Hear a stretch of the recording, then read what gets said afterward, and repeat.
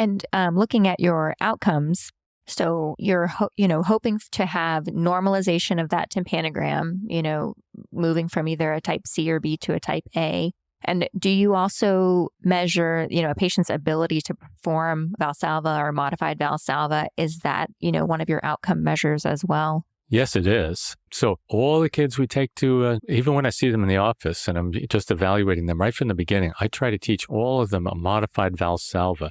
So not holding your nose and blowing hard, because people have blown out and destroyed their sensory neural hearing and gotten vertigo from that.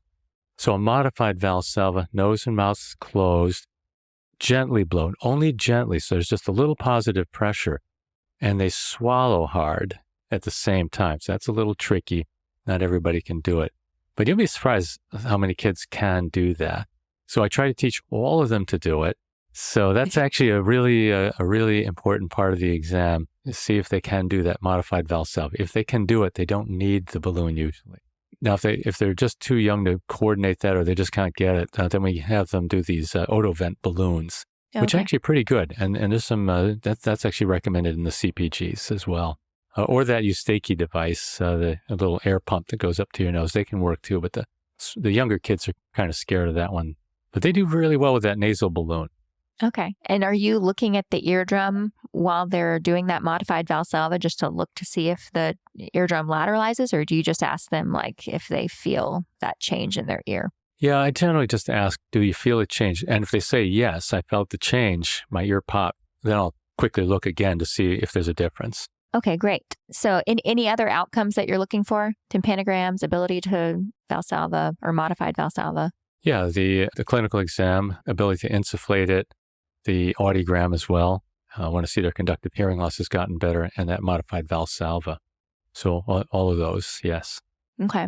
And any absolute contraindications? I mean, you talked about the balloon is going to prevent, based on the way it's designed, it's going to prevent you from getting up into the middle ear.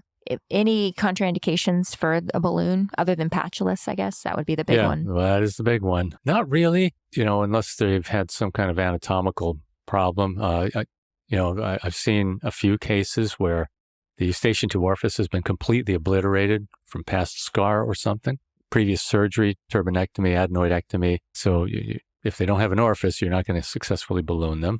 And if you can see that in the office with an endoscopy earlier, you can spare them going to the operating room and having a failed attempt at a balloon. And then relative contraindications, of course, you want to try to have any active disease like allergies under control, reflux under control. And we're not routinely doing syndromic kids. So they've got anatomical issues that the balloon may not be able to treat. So that's still a research area. I have had some success in older kids, teens and adults, young adults, with cleft who've been repaired well. Their levator muscle is not blocking the Eustachian tube, and they've got a fair burden of inflammation, which I think I can treat. So very selected clefts patients, I have had success. I've only done a very few Downs patients, and they were not successful.